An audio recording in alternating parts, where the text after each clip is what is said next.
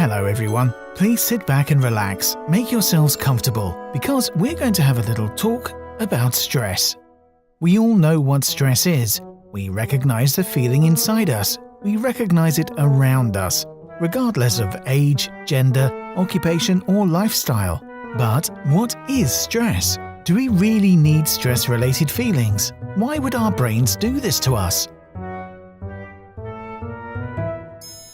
Imagine that you're walking on one of the beautiful green pathways of your favorite park, and out of nowhere, a lion starts running towards you.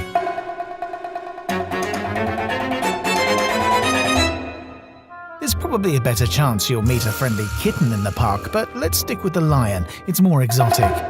In the millisecond you notice this lion, your brain will activate the stress response. This response initiates many changes in your brain and body that collectively aim to allow you to survive this challenge. Your heart rate and blood pressure will increase, your blood glucose will rise, fear and anxiety levels will skyrocket, your memory and attention focus will shift, locomotion will change, your immune system will kick in, your appetite and reproductive functions will be inhibited.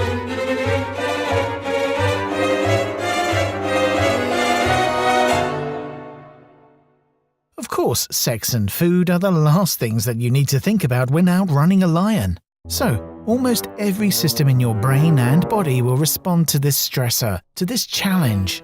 Is it good for you to respond this way? Yes, it is. The stress response is a survival response. It's conserved through evolution, from fish to human, to allow the organism to cope and survive. But all these changes I just described take many of the body's systems out of balance, out of homeostasis, which is good and necessary if the lion is still around. But when we realize that what is running towards us is actually not a lion, but just some guy in a lion costume, the stress response needs to switch off and restore homeostasis, restore the balance, bringing all systems to the initial steady state. Now we can all breathe.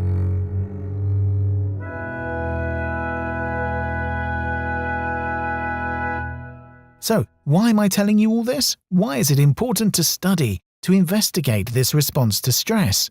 One argument would be our desire or curiosity, and I would even say obligation as scientists to learn how the brain functions, how this amazing machine actually works.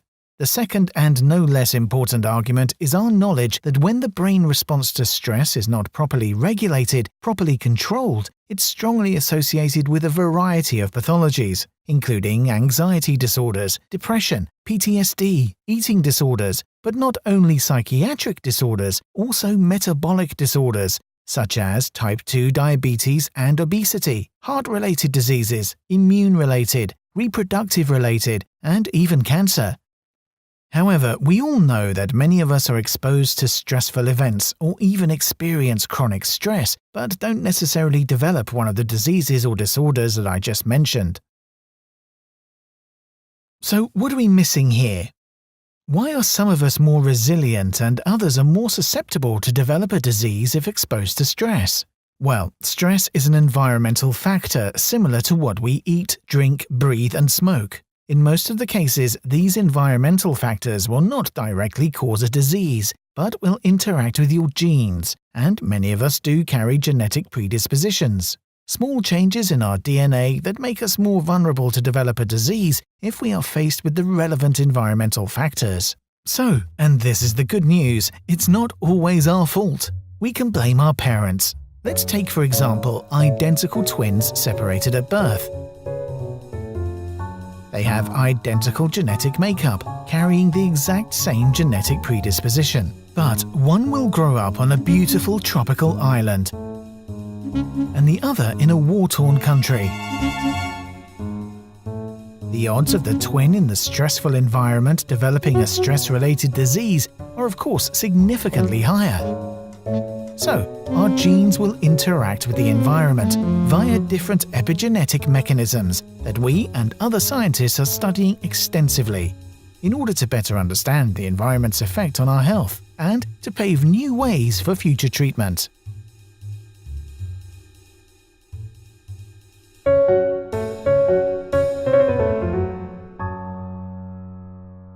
As you all know, stress can come in different flavors and shapes. It can be acute but very strong and traumatic. It can be chronic but relatively mild. It can be purely psychological or purely physiological, or a mixture of both. It can be seeing someone being hurt or getting hurt yourself. It doesn't have to be a lion. It could be your boss at work, your family members, the traffic in the morning, a loved one you lost, and so much more. Stress can also affect you at different stages of your life, as an adult, as a teenager, a young child, a baby, or even as a fetus in your mother's womb when she is the one exposed to stress. Can the fact you were exposed to stress very early on in your life, even as a fetus, change your ability to respond to stress later in life, or increase your sensitivity to developing a stress-related illness? Try to picture this. A pregnant woman living in a war zone, missiles and sirens all around.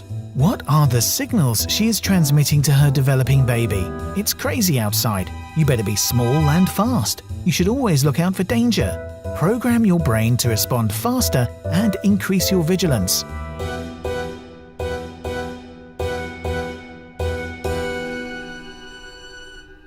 So, Mazel Tov, the baby is born. And after a few years, we put him in a classroom for 8 hours a day with another 30 or 40 kids. But he can't concentrate for 8 hours. He was designed, programmed to focus his attention on the surroundings, to look for danger. He is jumpy. He can't sit for too long in the same chair listening to the same teacher. He will probably be classified as having ADHD, but he is totally fine.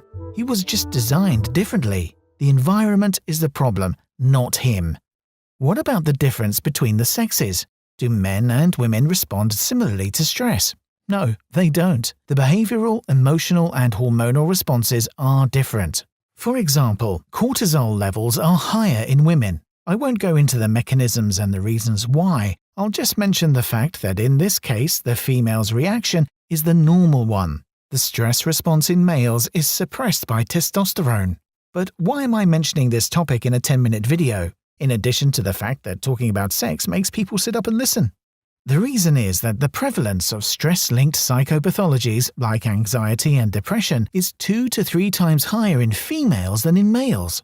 Therefore, it is very important to study both sexes, which have partially different brain mechanisms that regulate the response to stress and may need different treatment. It's also important to know that the number of individuals worldwide that are suffering from stress-mediated psychiatric disorders is huge and growing with time.